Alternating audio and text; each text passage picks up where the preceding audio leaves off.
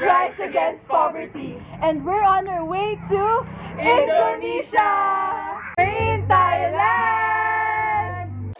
We're in India! We're in the Philippines!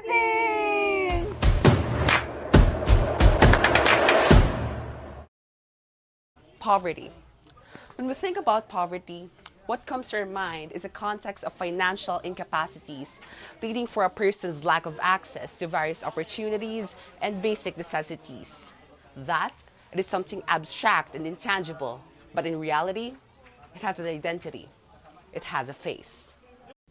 Poverty is the face of a girl who was sold for cash to a young man for marriage. Poverty is the face of a mother cradling a baby dying from lack of access to affordable health care. Poverty is the face of a child working just to fend for his family. And the sad truth? About one-third of the global population is that girl, that mother, that child who continue to struggle daily just to survive.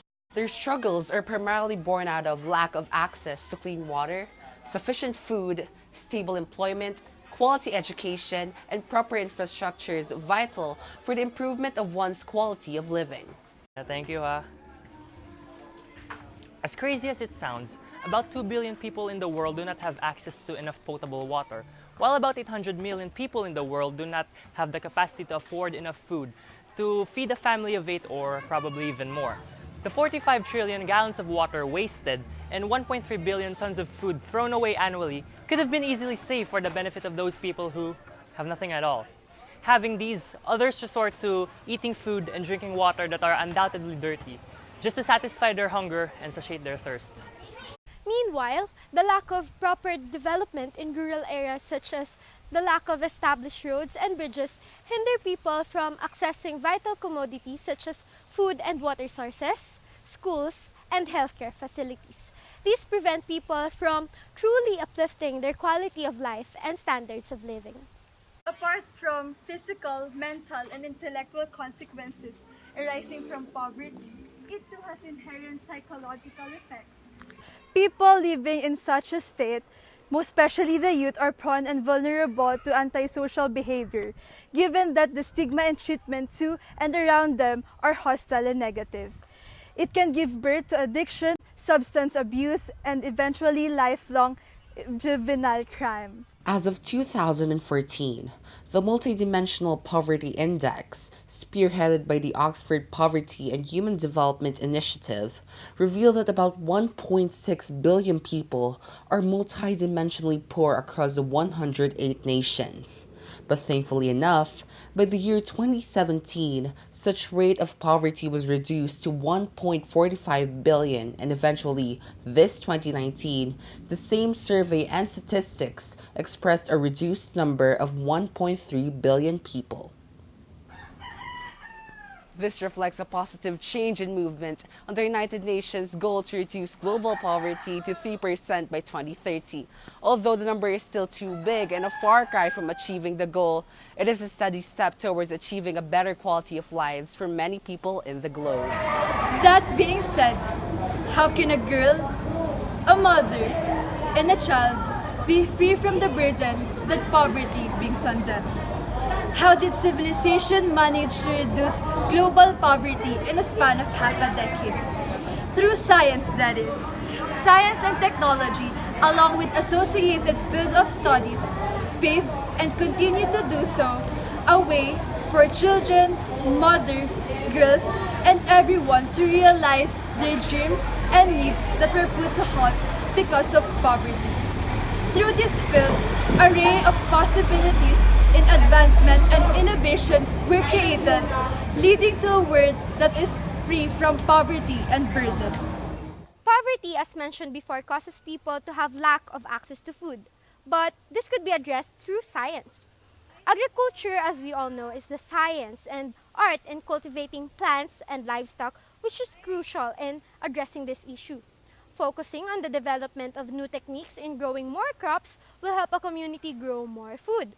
If a community gives its focus in developing new techniques and improving their agricultural sector through applied biology, biotechnology, and machinery systems, a stronger agricultural sector would be its result. Specifically, researchers from the University of Leeds created a prototype machine which can detect immediate changes in environmental condition. This will enable preparedness and avoidance of loss of food, irrigation, and of course, source of income. This would then address poverty as it would produce and bring employment opportunities for impoverished families. Additionally, higher production of food will reduce its selling price, which will make it affordable for the families and the people of the community. Living in the 21st century, technology plays a vital role in putting an end to poverty. Engineering, one of the components of technology, consists of construing a problem and developing a solution to address it. With that, engineering can be able to provide the necessary techniques and developments that can aid in addressing poverty. In actuality, engineers from Cambridge University have invented a gallium arsenide water purifier, which emits blue light and kills bacteria and mosquito larvae. With that, it enables people who lack access to clean water to be able to quench their thirst. Meanwhile, impoverished areas lack access to proper roads. But through engineering, the appropriate blueprints can be able to be made in order for it to aid its construction. Specifically, the establishments made by bike trails has been a big help. Although it's not as helpful as building a road or a bridge, it has been a big step for helping people in rural areas to be able to have access to commodities easily available in urban areas. The key concept in addressing poverty lies in just one word. A simple word that can paramount change if given enough chance and time, and that is innovation. Innovation can open the doors to creating useful solutions that can help possibly reduce or even eliminate poverty in the near future. A great example of innovation is the creation of magnetite nanoparticles at the Rice University of the United States of America. This product aims to reduce water pollution in several countries by having the arsenic found in these polluted waters stick to the magnetism triggers of the nanoparticles.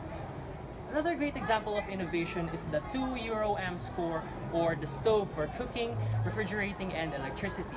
This project aims to convert the heat gotten from burning common biomass into electricity, and the excess heat produced in the process would then be used for cooking. So with just a simple but very useful concept, innovation can open the doors to the attainment of the world's sustainable development. Poverty is a vicious cycle that repeats and continues on to succeeding generations. And until we decide to stand up for the least in our society, the cycle will go on. So no matter the age, gender, social status, or intellectual capacity, everybody has the right to live a life beyond poverty. Through working hand in hand with each other, we'll be able to uplift one another towards a quality of life better than yesterday, beyond today. That's a wrap! That's a wrap!